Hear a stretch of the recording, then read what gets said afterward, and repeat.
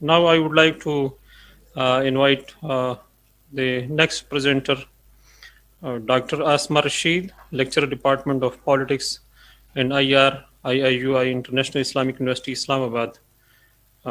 Dr. Asma Rashid. My name is Anjum Gauri, and I'm going to present the paper that I have written with Dr. Asma Rashid, that titled as Tragedy of Mass Hypnosis and Leadership Crisis.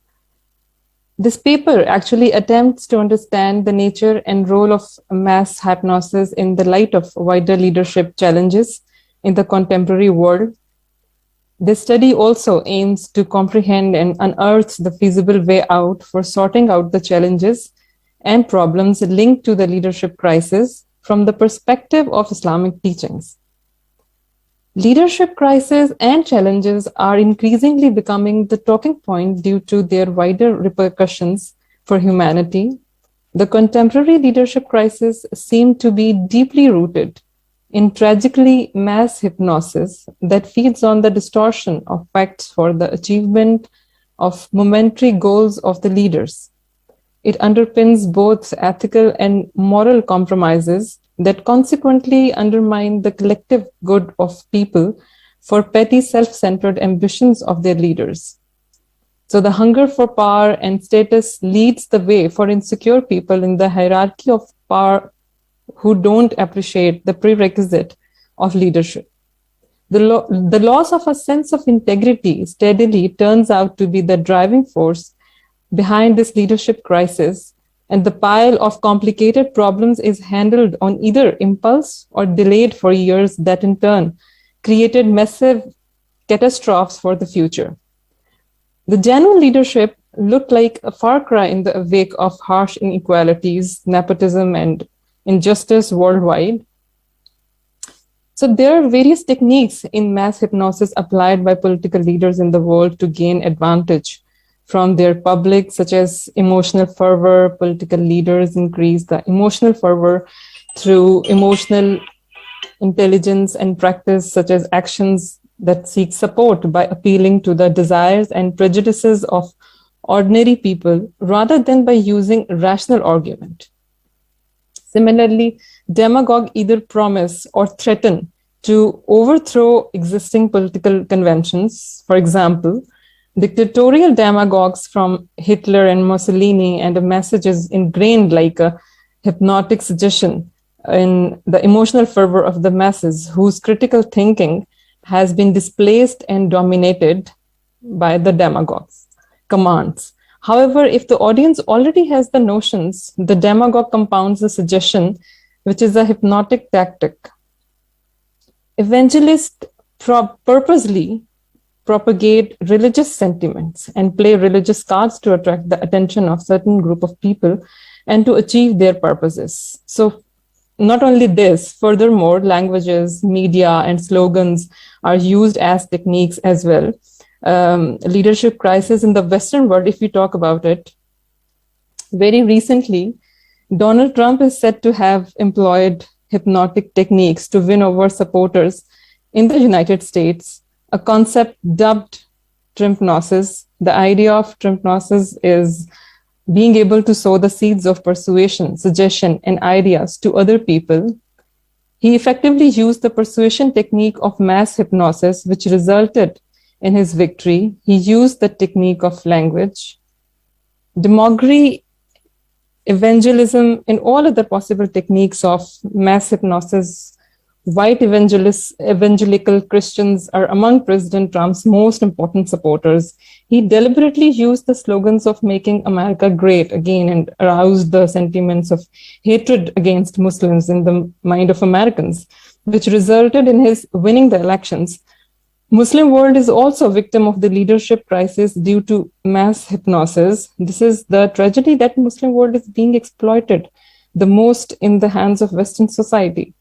But the question arises here that why does the Muslim world appear to be lacking in great leaders right now, and why are they being exploited at the hands of Western world?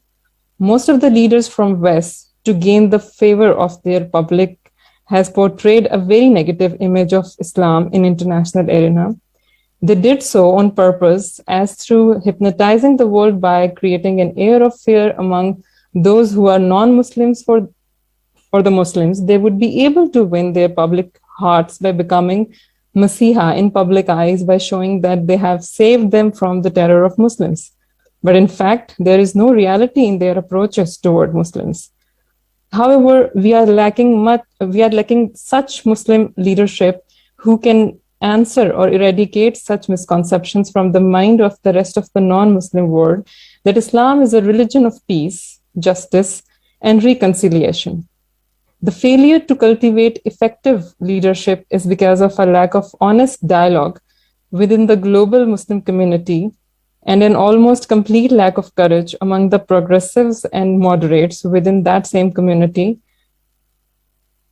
In Pakistan, we can find out several examples of evangelism as well as many other mass hypnotizing techniques like religious political parties used to do and other political parties in Pakistan has always been subjected to a tussle between different political parties. Like they try to capture the favor of the masses by passing unconventional comments, slamming each other, and pointing out the Excuse me, ma'am. weaknesses. Your This slides strategy are not appeals. moving. Your slides are not moving with your comments. Okay, I think maybe it's because I'm trying to move the slides, but for some reason they are not moving. Okay, continue it, please. This strategy appeals and wins the favor of people who are against that particular party and have some kind of unfavorable remarks for them. Thus, they know that what particular group is to target and how to manipulate them.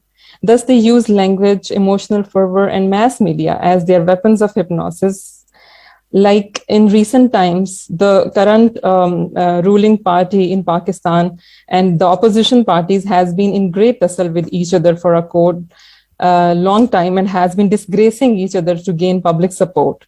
To understand the mutually empowering relationships between Turkish president and his supporters and how Tayyip Erdogan, the president, charismatic leadership and image galvanized his supporters on July 15, 2016, when vast numbers of them organized against the attempted coup, we should better have to develop the understanding with his way of interaction with his people. In that coup d'etat, almost 298 people died and more than 2,000 people got injured. The motivation behind that courage of the masses was the influential speech of the president and popular perceptions of the coup as having been orchestrated by internal and external threats. FATO and the US respectively were important motivating factors, but where we have seen that where the people of Turkey are completely relying upon the abilities of their leaders, there are some other factors involved. Over the past 7 years, the government has increasingly employed of strong arm tactics to suppress the media's proper role as a check of power. Some of the most disturbing efforts include intimidation, mass firing, the public demonstration, and protests are strictly forbidden, therefore suppressing the basic right of speech of those who are not in his favor. It is time to speak frankly and with seriousness about the growing threat to democracy in Turkey, and to place freedom of expression and democracy at the center of the policy relationship. This further builds a feeling of resentment, alienation among people, which can be resulted in serious crisis. So as far as the findings of this research are concerned, I would try to conclude it in a way that the teachings of Islam, however, offered feasible solutions to exit this vicious cycle that terminated the progress and prosperity of humanity. The idea of perfect leadership can be traced from the life of the Prophet Muhammad ﷺ and the teachings of Islam, who practically assumed the role of guiding the masses in turbulent and hard times. Their regimes marked the epic stories of successfully sorting out the challenges and promoting the well-being of the people. So the contemporary leadership crisis demands an analysis of the Sunnah and Quran for sorting out the complex and gigantic challenges that are engulfing the way forward. Thank you very much.